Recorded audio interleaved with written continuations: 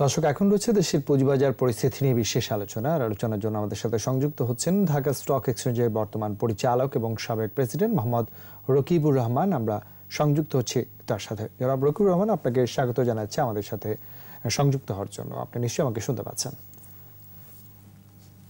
জি, আসসালামু আলাইকুম। জি, আপনাকে আপনার মাধ্যমে দর্শকদেরকে আমার অনেক সালাম দিয়ে আপনি আপনার প্রশ্ন করলে আমি আমার বক্তব্য শুরু করব। রকিবুর রহমান, আমরা শুরু করতে চাই যে দীর্ঘ একটা লম্বা খারাপ সময়ের পর খুব সম্প্রতি আমরা একটা ভালো অবস্থান দেখছি পুঁজিবাজারে। সকলে আবারও আশায় বুক বেঁধে সামনে এগোতে চাচ্ছেন। বিশেষ করে লেনদেনের বিষয়টি মোটামুটি একটা সন্তোষজনক জায়গায় যাচ্ছে। আমরা প্রত্যাশা করবো আরো ভালো হবে। সেই জায়গাটি দিয়ে, বাজারের পরিস্থিতি দিয়ে যদি আলোচনা শুরু করেন। জি, আপনি প্রথমে আমি যে কথাটা বলতে চাই যে আমি সবচেয়ে একটা কথা বলি যে ইন্ডেক্সকে আপনারা হাইলাইটেড করবেন না আল্লাহর ওয়াস্তে। আপনারা ইন্ডেক্সকে হাইলাইটেড করে গত 10টা বছর ইন্ডেক্স নিয়ন্ত্রিত মার্কেটকে ধ্বংস করা হয়েছে। ইন্ডেক্সটা কি আপনারা সবাই বোঝার চেষ্টা করুন। শেয়ারের দাম যখন বাড়বে ইন্ডেক্স বাড়বে, শেয়ারের দাম যখন কমে যাবে তখন ইন্ডেক্স কমে যাবে। শেয়ারের দামটা কেন বাড়বে? যদি সেখানে বায়ার থাকে, যদি সেখানে কোম্পানির পারফরমেন্স ভালো হওয়ার কারণে বায়ার থাকে, অথবা কেউ যদি শেয়ার অ্যাকোয়ার করে সে কারণে আপনার শেয়ারের দাম বাড়বে। স্বাভাবিক, এটা তো স্বাভাবিক। তখন ইন্ডেক্স বড় হবে। কিন্তু ইন্ডেক্স তো মূল বিষয় না, এটা হলো লেনদেন, এটা হলো আপনার আমরা যেটা বলি যে ভলিউম। আজকে দেখেন আজকে মাশাআল্লাহ এখন যখন ইন্ডেক্স কমে যায় হঠাৎ আমরা সবসময় হাইলাইটেড করে আমাদের 10, 15, 20 বছরের অভিজ্ঞতা অভ্যস্ত হয়ে আমরা ইন্ডেক্সকে নিয়ে আসি। ইন্ডেক্সের পতনের মধ্যে দিয়ে শুরু হয়েছে, ইন্ডেক্সের উত্থানের দিয়ে শুরু হয়েছে। না ভাই, আসলে হয়েছে লেনদেন। আমরা যদি লেনদেনটা যদি ভালো থাকে তাহলে বুঝতে পারছি পার্টিসিপেশন। আজকে দেখেন আজকে মাশাআল্লাহ লেনদেন হচ্ছে বলে আপনাকে বুঝতে হবে পার্টিসিপেশন, কেউ না কেউ আসতেছে। শেয়ারের দাম যখন কমে যায় তখন যখন কেনার জন্য আসে তখন অনেকে মনে করে, অনেক বিনিয়োগকারী মনে করে যে এটাই সুযোগ, আমি এই সবজি শেয়ারটা কিনবো। আবার যখন শেয়ারের দামটা বাড়ে তখন অনেকে মনে করে যে আমি আর ধরে রাখবো না, আমি এখন অল্পতে আমার সন্তুষ্ট অনুযায়ী আমি বিক্রি করে বেরিয়ে যাবো। এই জন্য আমাদের জোর দিতে হবে আমাদের ভলিউম। আমি বলি একটি কথা স্পষ্ট আপনাদেরকে, আপনি জেড গ্রুপের ব্যাপারে আপনি শুনেছেন। জেড গ্রুপকে কিভাবে অ্যাড্রেস করা হচ্ছে, কিভাবে ইন্ডিপেন্ডেন্ট ডাইরেক্টরদের প্যানেল তৈরি করা হয়েছে আপনি জানেন, কিভাবে অডিটরদের প্যানেল তৈরি করা হয়েছে আপনি জানেন, কিভাবে এফআরসি কে স্ট্রং করা হয়েছে আপনি জানেন, কিভাবে সার্কুলার ট্রেডকে অ্যাড্রেস করার জন্য চেয়ারম্যান সিকিউরিটি এক্সচেঞ্জ কমিশন কি কথা বলেছে আপনি দেখেছেন এবং করা শুরু করেছে। এই পর্যন্ত বিভিন্ন খাতে 45 কোটি টাকা ফাইন করা হয়েছে। এবং বিগত দিনে যে 90টা কোম্পানি আসছিল সেই কোম্পানিগুলি কেন ফ্লপ হলো, কেন 10 টাকা শেয়ার 3 টাকা আসতো, কেন 50 টাকার শেয়ার 10 টাকার নিচে চলে গেল, সেগুলিকে ইনভেস্টিগেশন করার খুব প্রয়োজন আছে। কোন অডিটর এর জন্য, কোন ইস্যুয়ার এটার সাথে জড়িত, কোন আন্ডাররাইটার এটার সাথে জড়িত, কারা এখানে রমরমা আপনার এই প্লেসমেন্ট বাণিজ্য করেছে, তাদেরকে অবশ্যই ইনভেস্টিগেশন করে সিকিউরিটি এক্সচেঞ্জ কমিশনকে বের করতে হবে যে কারা এটার সাথে জড়িত ছিল এবং তাদেরকে ব্ল্যাক লিস্টেড করতে হবে। এটা হলো এই যে কাজগুলো, যেমন সিকিউরিটি এক্সচেঞ্জ কমিশন স্পষ্ট বলে দিয়েছে সার্ভিলেন্স আমার স্ট্রং। আমি জানি সার্কুলার ট্রেড কারা করে, আমি জানি ম্যানিপুলেশন কারা করে। অতএব আমি তাদেরকে সাবধান করে দিচ্ছি আপনারা এটাতে থাকবেন না, আমি সাবধান করে দিচ্ছি। কিন্তু আপনারা আমার নজরে চলে আসবেন, আমার সার্ভিলেন্সে ধরার পর ধরবে, আমি কিন্তু কাউকে ছাড়বো না। এবং কোন প্রকার শক্তিশালী গ্রুপ, কোন ভেস্টেড গ্রুপ, যে যত শক্তিশালী বিগত দিনে যারা কারাই ক্ষমতাটা অ্যাপ্লাই করেছে বলেন স্পন্সর, সো কল্ড স্পন্সর। আপনি ব্যাংকের ক্ষেত্রে বলেন, আজকে দুঃখ লাগে, আমি বারবার বলি 10 টাকার নিচে ব্যাংকের শেয়ারের দাম কমে গেছে, স্পন্সররা কোথায় আপনারা যারা 150 টাকা শেয়ারটা বিক্রি করেছেন বাজারে, আপনারা শেয়ারটা কিনেন না কেন? আপনারাই তো বলেন আপনারা সুশাসন প্রতিষ্ঠা করছেন ব্যাংকের মধ্যে, আপনারা খুব ভালো ব্যাংক চালাচ্ছেন, তো ভালো, তো ব্যাংক যদি ভালোই চালান তাহলে ব্যাংকের থেকে শেয়ারগুলি কিনেন না কেন, বাইব্যাক করেন না কেন? আপনারা তো কিনতে পারেন। আর আমি এই কথাটা বলবো যে আজকে যে স্টেপগুলি বাংলাদেশ সিকিউরিটি এক্সচেঞ্জ কমিশন নিয়েছে, এখানে ছন্দপতন যাতে না হয়, এই কন্টিনিউশন যেন থাকে, continuation. Bangladesh security exchange commission একটি মাঠ তৈরি করে দেবে, বাংলাদেশ সিকিউরিটি এক্সচেঞ্জ কমিশন একটা পরিবেশ তৈরি করে দেবে। বিনিয়োগকারী কখন কিনবে, কেন কিনবে, কখন বিক্রি করবে, এটা বিনিয়োগকারীর ব্যাপার।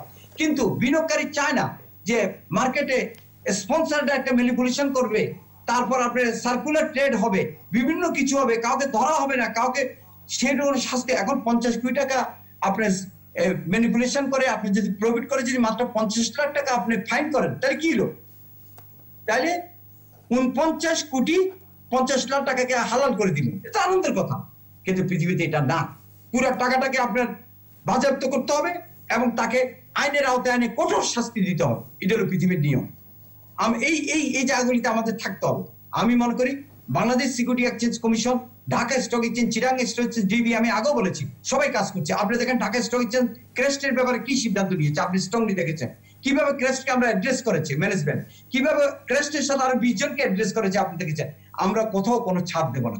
যেই এই ব্যবসার সাথে জড়িত থাকেন তিনি স্পন্সর হইতে পারেন, তিনি কোম্পানির পরিচালক হইতে পারেন, কোম্পানির ডাইরেক্টর হইতে পারেন, ব্রোকার হইতে পারেন, তিনি ডিলার হইতে পারেন, তিনি মার্চেন্ট ব্যাংকের প্রতিনিধি হইতে পারেন, তিনি ডিবি এর প্রতিনিধি হইতে পারেন, তিনি যেই হন না কেন সবাইকে একটি কঠোর অনুশাসনের মধ্যে থাকি ব্যবসাটা করতে হবে। হ্যাঁ, চুরি চামারি আইনের বরকার এগুলো হবে হবে, কিন্তু ছাড় পাবেন না। তাদেরকে অবশ্যই ধরে ফেলতে হবে। ধরলে মানুষের আস্থা আসবে।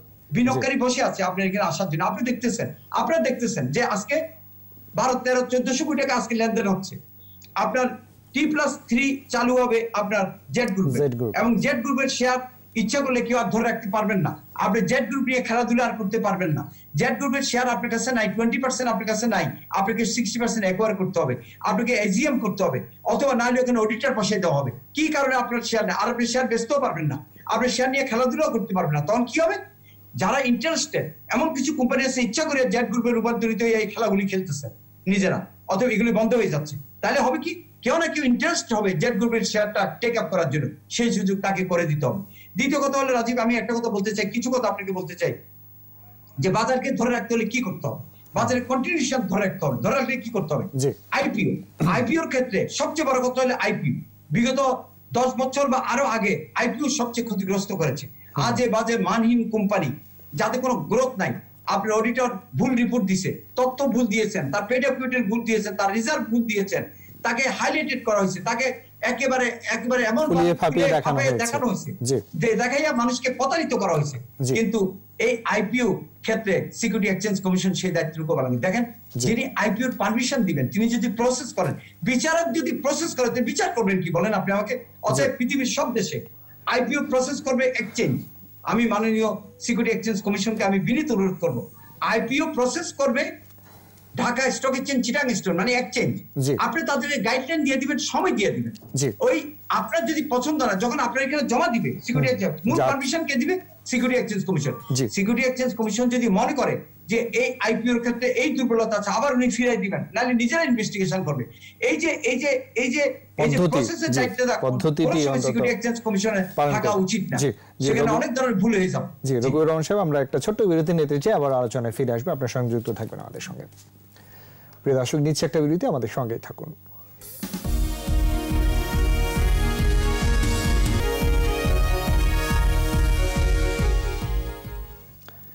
স্বাগত আবারও 21শে বিজনেসে। দর্শক, বিরতির আগে দেশের পুঁজিবাজার পরিস্থিতি নিয়ে কথা বলছিলাম ঢাকা স্টক এক্সচেঞ্জের বর্তমান পরিচালক এবং সাবেক প্রেসিডেন্ট মোহাম্মদ রকিবুর রহমানের সঙ্গে। আমরা তার সাথে আবারও সংযুক্ত হচ্ছি।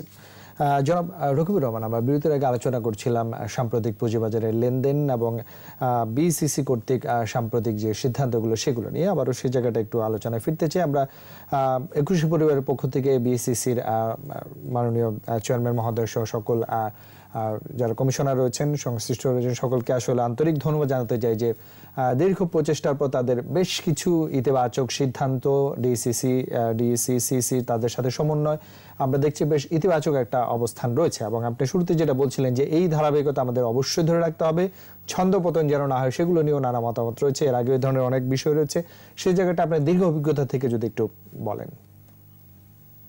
আমি আপনি সুন্দর কথা বলেছেন, ছন্দপতন যাতে না হয়। তবে আপনারা যদি সোচ্চার থাকেন, এই মিডিয়া সাংবাদিক ভাইরা আপনারা সবসময় সোচ্চার ছিলেন, আপনারা সোচ্চার থাকুন। উনি নেতৃত্ব দিয়ে যাচ্ছেন, সবাই নেতৃত্ব দিচ্ছেন। আমি দৃঢ়ভাবে বিশ্বাস করি যে কাজগুলো এখন করতে হবে। আমি বিনিয়োগকারীকে কিছু বলতে চাই, বিনিয়োগকারী ভাইকে আমি সবসময় বলি যে যখন ইন্ডেক্স শেয়ারের দাম কমে আপনারা হতাশ হবেন কেন?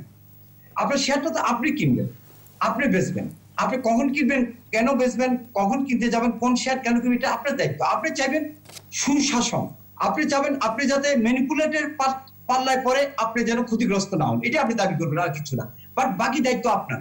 আপনি বলতে পারেন না, আপনি শেয়ার কেনার পর শেয়ার অনেক দাম কমে গেছে, কিন্তু আপনি বলতে পারেন এটা কাউকে দায়ী করতে আপনি পারবেন না, এটা নিয়ম না, এটা পৃথিবীর কোনো জায়গায় সেটা হয় না। এখন দ্বিতীয় কথা হলো যে সিকিউরিটি এক্সচেঞ্জ কমিশনকে দুই একটা কাজ করতে হবে, আগে নিতে হবে। সে কাজগুলি করতে হবে। বাইব্যাক, কোম্পানি বাইব্যাক আইনটা খুব জরুরি ভিত্তিতে করতে হবে, কোম্পানি বাইব্যাক। তাহলে ফান্ডামেন্টাল কোম্পানিগুলো দেখবেন আরো বেশি শক্তিশালী হয়ে যাবে। এবং ওইখানে বিনিয়োগকারী যখন বিনিয়োগ করবে তখন সেও শক্তিশালী হয়ে যাবে। আর তারপর মার্কেট মেকারটাও আপনাকে চালু করতে হবে। আরেকটা কথা আমি যেটা বলতে চাই খুব সুন্দরভাবে, যে আপনি বন্ড মার্কেটটা আপনি চালু করতে যাচ্ছেন, আপনি স্ট্যান্ডার্ড চার্টার্ড ব্যাংক আপনার জিরো কুপন বন্ড ছাড়ছে, দেখবেন 5 মিনিটে সেল হয়ে যাবে, দেখবেন বিক্রি হয়ে যাবে, কল্পনা করতে পারবেন না আপনি। বন্ড মার্কেট বা যেটাই আপনি ছাড়েন, অ্যাসেট ম্যানেজমেন্ট কোম্পানি যারা অ্যাসেটটা ম্যানেজ করবে এবং যারা অ্যাসেট ভ্যালুয়েশন করবে, এদের প্রতি সতর্ক থাকতে হবে। এবং বিগত দিনে আমি একটা কথা বলবো, যে সকল ইস্যুয়ার এই সকল দুর্নীতির সাথে জড়িত ছিল, যে সকল ইস্যুয়ার ভুল তথ্য দিয়েছিল, যে সকল অডিটর ভুল তথ্য দিয়ে বিনিয়োগকারীকে প্রতারিত করেছে, বাজারকে প্রতারিত করেছে, এবং যে সকল ইস্যু ম্যানেজার এই কাজগুলি করেছে, এবং যারা ভ্যালুয়েশন করে 5 টাকার ল্যান্ডকে যারা 500 কোটি টাকা দেখিয়েছে, এবং যারা ম্যানেজমেন্ট, যারা অ্যাসেট ম্যানেজমেন্ট করতে গিয়ে 2 নম্বরই করেছে, তাদেরকে আইনের আওতায় আনতেই হবে। আপনাকে ওদেরকে ব্ল্যাক লিস্টেড করে দিতে হবে, যারা ওরা কোনো কোম্পানি আর ভবিষ্যতে আনতে না পারে। যে 70টা কোম্পানি আপনি ইনভেস্টিগেশন করতে হবে মাননীয় চেয়ারম্যান সিকিউরিটি এক্সচেঞ্জ কমিশন, আপনাকে এই জন্য করতে হবে যারা এটার সাথে জড়িত ছিল তাদেরকে ব্ল্যাক লিস্টেড করতে হবে। নতুন নতুন অনেকে আসবে, ভালো ভালো ক্যাপাবল লোকদেরকে আসতে দেন, অনেস্ট লোকদেরকে আসতে দেন। আর দ্বিতীয় কথা হলো, আমি আবার বলছি যে independent director to protect the interest of the small and investor and share holder, please independent director panel আপনাদের থাকবে। আমার আত্মীয় স্বজন, আমার কর্মচারী, আমার বন্ধু বান্ধব ইন্ডিপেন্ডেন্ট ডাইরেক্টর হবে, জিউজুর করবে, এগুলি বন্ধ করতে হবে। আপনি ইন্ডিপেন্ডেন্ট ডাইরেক্টর প্যানেল থেকে নিতে হবে, প্রফেশনাল প্যানেল থেকে নিতে হবে, এবং ওনাদেরকে ওই ইন্ডিপেন্ডেন্ট ডাইরেক্টররা হবে আপনার অডিট কমিটির চেয়ারম্যান, ওরা হবে পারচেজ কমিটির চেয়ারম্যান, এবং ওরা হবে রিক্রুটমেন্ট কমিটির চেয়ারম্যান। দেখবেন একজন যদি সঠিক ইন্ডিপেন্ডেন্ট ডাইরেক্টর একটা ব্যাংক বা একটা আর্থিক প্রতিষ্ঠানে কোন কোম্পানিতে যায়, তাহলে দেখবেন সেখানে সব ঠান্ডা হয়ে গেছে, স্বচ্ছতা বেড়ে যাবে। একবারে স্বচ্ছতা জবাবদিহিতা নিশ্চিত হয়ে গেছে। জনাব রকিবুর রহমান, আমি একটু প্রশ্ন করতে চাই যে আইপিও একটি চলমান প্রক্রিয়া, অবশ্যই আমরা চাই ভালো গুণগত মানের আইপিও গুলো বাজারে তালিকাভুক্ত, কিন্তু এখানে যখনই আমরা ইস্যু ম্যানেজারদের সাথে কথা বলি, সেখানে অনেকগুলো স্টেপ, আপনার ম্যানেজমেন্টের একটা প্রতিবেদন থাকে, সেটা তারা ইস্যু ম্যানেজারের কাছে তুলে দেন, সেটি ধরে তারা কাজ করেন, তার পরিবর্তে অডিটর কাজ করেন, প্রত্যেকটি স্টেপ আছে। প্রত্যেকটি স্টেপ যদি স্বচ্ছ না হয়, এককভাবে আসলে শুধুমাত্র কাউকে দায়ী করে কি আসলে ভালো আইপিও আনা যাবে? না না না, আপনাকে একটা জিনিস বুঝতে হবে রাজীব, আপনি অডিটর কিন্তু অডিট করছেন, ইস্যু ম্যানেজার কিন্তু জানেন কি আছে। আচ্ছা শুনেন, এগুলি কিন্তু সবাই জানেন ঘটনা কি হয়েছে, 30-40টা 50টা আইপিতে আমি জানি, আপনিও জানেন, ইস্যু বলে তো কোনো লাভ নাই। আপনি অডিট যদি স্বচ্ছ না হয়, অডিট তো স্বচ্ছ হইতে, অডিটর তো দেখতে হবে। আমি যে পেড অফ ক্যাপিটাল, আপনার 1 বছরের পেড অফ ক্যাপিটাল 80 কোটি টাকা বেড়ে গেছে, ওই পেড অফ ক্যাপিটাল 80 কোটি টাকা কি আপনি ভ্যাট দিচ্ছেন, ট্যাক্স দিচ্ছেন, 80 কোটি টাকা কোথায় আসলে ব্যাংকে ঢুকছে? আরে ভাই এগুলি তো ইজি। তো কারা এগুলি রিকমেন্ড করেছেন? এই কোম্পানিগুলি কারা আনছেন? কারা ফুলে ভাবে কোম্পানিকে দেখাইছেন? তাহলে কোম্পানি যে এতই ভালো হয়, অডিটর তাহলে কি দেখেছেন? ইস্যু ম্যানেজার কি যারা আন্ডাররাইটেড করছে, আমি চোখ বন্ধ করে আন্ডাররাইটেড করে দিচ্ছি। জি, আমি সেই জায়গায় বলতে চাই যে প্রত্যেকেরই তো দায়িত্ব রয়েছিল, সবাই সবার দায়িত্ব পালন করেছেন কিনা? না না, কেউ তার দায়িত্ব পায়। আপনি ইনভেস্টিগেশন করতে বলেন, আপনারা দাবি করেন ইনভেস্টিগেশন করার জন্য। 15টা কোম্পানি টাকা নিয়ে পালাইছে, 15টা কোম্পানি টাকা নিয়ে পালাইছে। কেন, কিভাবে পালাইলো তারা? অনেক কোম্পানি টাকা খরচ করে না, টাকা নিয়ে ঢুকে ফেলছে অনেকে। তার কেন এগুলি কিভাবে হয়েছে রাজি? অরাজকতা, অরাজকতা যেভাবে পারছে দেখেছে। আপনি এক্সচেঞ্জকে এটা দায়িত্ব দেন, এটাকে প্রসেস করার জন্য। আপনারা দেখেন, সময় দিয়ে দেন, 30 ওয়ার্কিং ডে দেন, সবই ঠিক হয়ে যাবে ইনশাআল্লাহ। এবং এফআরসি ফাইন্যান্সিয়াল রিপোর্টিং কাউন্সিলকে স্ট্রং করেন, যাকে ধরবে তাকে একেবারে আইনের আওতায় আনে, তাদেরকে একেবারে কোন শাস্তির বন্দোবস্ত করে। দেখবেন সব ঠান্ডা হয়ে গেছে, সব ঠিক হয়েছে, এবং ভালো ভালো কোম্পানি আসবে। ভালো, এই বাজারটা কি ব্যাংকের বিকল্প। ব্যাংক করবে, এলসি করবে, সেটেলমেন্ট করবে, এসএমই তে লোন দিবে, ওয়ার্কিং ক্যাপিটাল দেন, আর মূল টাকা যাবে পুঁজিবাজার থেকে।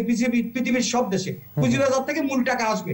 সেই টাকার জন্য আমি এন্টারপ্রেনার থেকে বলবো, ভাই এই বাজারটা আপনাদের, আপনারা আসেন না কেন? ওইখানে ওয়ালটন আসছে, তারপর কি জানি আপনার এনার্জি প্যাক আসছে, তারপর আর মীর আক্তার হোসেন আসছে, আরো ভালো ভালো কোম্পানি আসেন, আপনারা আসেন। আরে ভাই আপনাদেরকে আমরা অভিনন্দন জানাচ্ছি, ওয়েলকাম করতেছি। এটা তো আপনাদেরই বাজার, এখান থেকে টাকা নেন।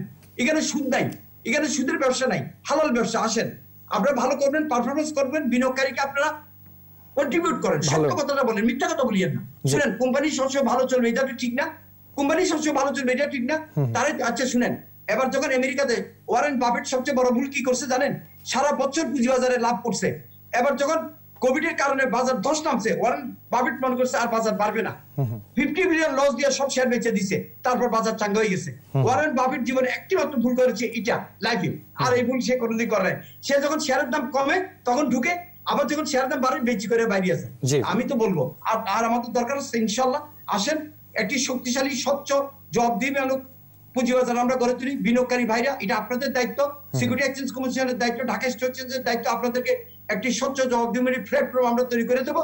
আর আপনাদের দায়িত্ব হলো আপনারা কখন বিনিয়োগ করবেন, কখন কিনবেন, কখন বেচবেন, এটা আপনাদের ব্যাপার ইনশাআল্লাহ। আর ইন্ডেক্স বলবেন না, ইন্ডেক্স দিয়ে শুরু হয়েছে, ইন্ডেক্স দিয়ে শেষ হয়েছে, এগুলি না বলে শুধু বলেন পার্টিসিপেশন।